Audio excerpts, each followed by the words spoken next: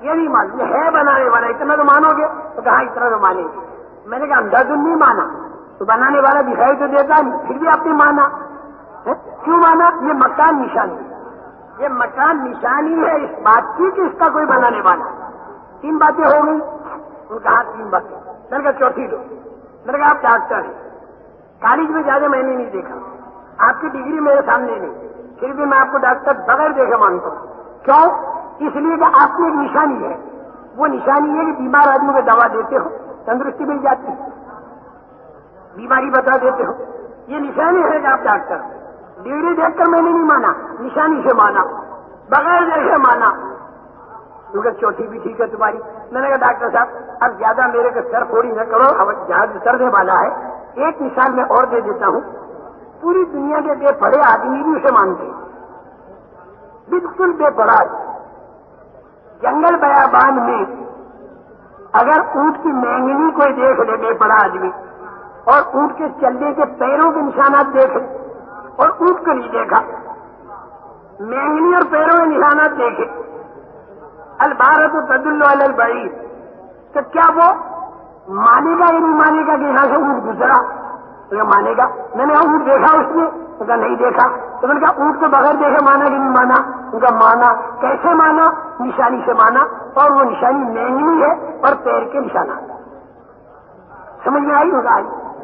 میں نے کہا ڈاکٹر صاحب یہ بڑا آدمی مینگنی اور پیر کے نشانات کو دیکھ کر اونٹ کو بغیر دیکھے مانا، تو ان پڑھے لکھوں کی عقلوں پر کیا پتھر پڑ گئے کہ اتنا بڑا آسمان، اتنی بڑی زمین، اتنا بڑا چاند اور سورج، منی کے 2 قطروں سے اتنا بڑا انسان کا بننا، چھوٹی سی گٹھلی سے اتنے بڑے درخت کا بننا، یہ سارا دیکھ کر یہ سمجھ میں نہیں آتا اس کا کوئی بنانے والا ہے۔ اسی بنانے والے کو ہم کہتے ہیں اللہ۔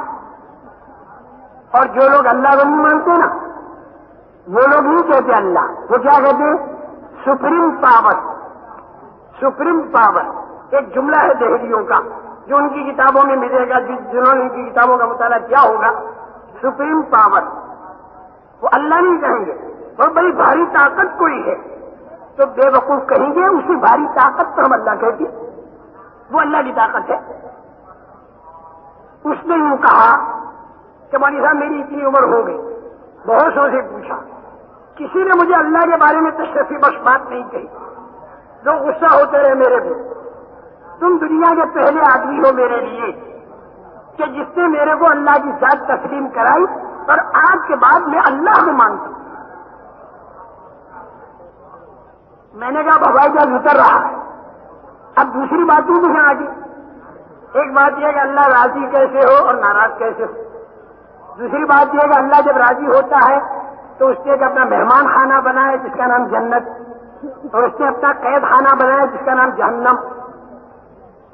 اور میں نے کہا کہ پھر وہ اللہ تو دکھائی نہیں دیتا، تو اس کی طرف سے بات لے کر نبی آتے ہیں، نبوت کا دعویٰ کوئی بھی ایرے غیرے کر لے، ایسا نہ ہو اس کے لیے نبیوں کے معجزات ہوتے ہیں۔ اور پھر خدا کا ایک چھپا نظام ہوتا ہے، جیسے انسان کے بدن میں روح کو چھپا دیا دکھائی نہیں دیتی، ایسے پوری کائنات کے اندر فرشتے چھپا رکھے ہیں وہ بھی دکھائی نہیں دیتے۔ ان فرشتوں کو اللہ حکم دیتا ہے، جیسا حکم دیتا ہے فرشتے کرتے۔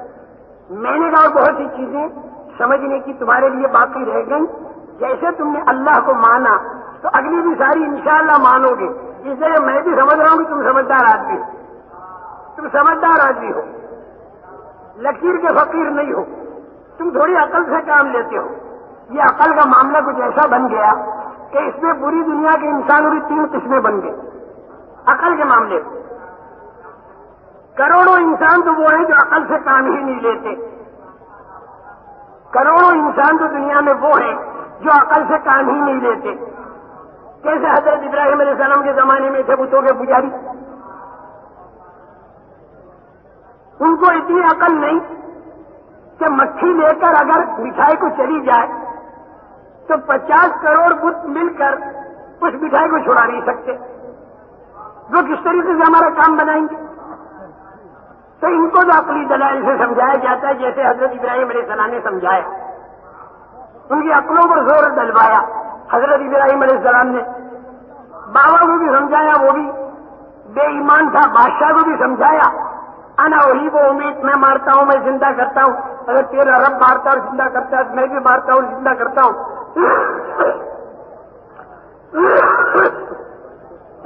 حضرت ابراہیم علیہ السلام نے بات بدل دی کہ میرا رب وہ ہے جو سورج کو مشرق سے نکالتا ہے، تو مغرب سے نکال۔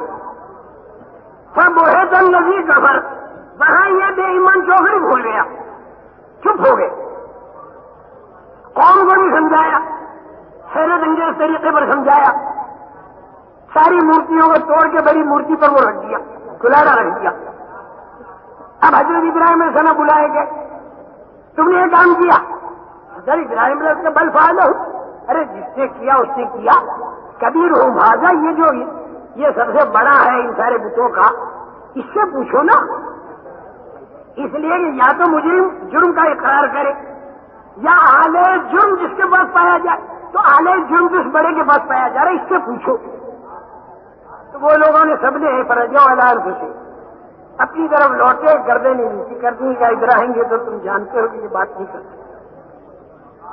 یہاں آگے پھر للکارا، افل لکم ولیما تعبدون، افسوس ہے تمہارے ورد والے معبودوں کا، ان کی تم پوجا کرتے ہو۔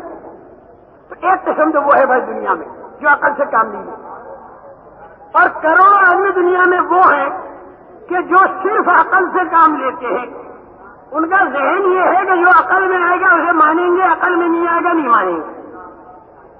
ایک قسم تو وہ ہے جو عقل سے کام ہی نہیں لیتی، وہ تو بالکل قرآن کے خلاف ہے، کیونکہ قرآن یہ نہیں کہتا کہ عقل سے کام ہی مت لو، اللہ رسول ہمیں یہ نہیں کہتا تم عقل سے کام ہی مت لو، بے عقلے بنے رہو۔ وہاں تو لعلکم تعقلون، لعلکم تتفکرون، لعلکم تتذکرون، وہ جو میں نے اس ڈاکٹر کو جوابات دیے تھے سارے قرآن کی روشنی میں ہی تھے، نشانی سے ماننا۔ وَمِنْ آيَاتِهِ خَلْقُ السَّمَاوَاتِ وَالْأَرْضِ وَاخْتِلَافُ أَلْسِنَتِكُمْ وَأَلْوَانِكُمْ إِنَّ فِي ذَلِكَ لَآيَاتٍ لِلْعَالِمِينَ وَمِنْ آيَاتِهِ مَنَامُكُمْ بِاللَّيْلِ وَالنَّهَارِ وَابْتِغَاؤُكُمْ مِنْ فَضْلِهِ إِنَّ فِي ذَلِكَ لَآيَاتٍ لِقَوْمٍ يَسْمَعُونَ۔ کہیں فرماتے ہیں إِنَّ فِي ذَلِكَ لَآيَاتٍ لِقَوْمٍ يَعْقِلُونَ إِنَّ فِي ذَلِكَ لَآيَاتٍ لِقَوْمٍ يَتَفَكَّرُونَ إِنَّ فِي ذَلِكَ لَآيَاتٍ لِقَوْمٍ يُؤْمِنُونَ۔ پورے قرآن میں پھیلا اللہ تعالیٰ کی زمین آسمان کا پیدا کرنا، یہ اللہ کی نشانیوں میں سے ہے۔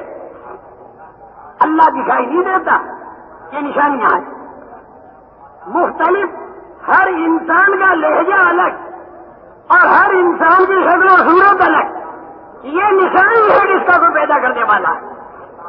جتنے انسان بنا ہر ایک کو صورت الگ دے دی، حالانکہ وہی دو آنکھ دو کان، وہی ناک کے دو نتنے، وہی دو ہونٹ، وہی دو گال، شکل ہر ایک کی الگ۔ جو آیا نئی شکل لے کر آیا، اور قیامت تک ہر آدمی نئی شکل لے کر آئے گا، اور ہر ایک کی آواز بھی الگ۔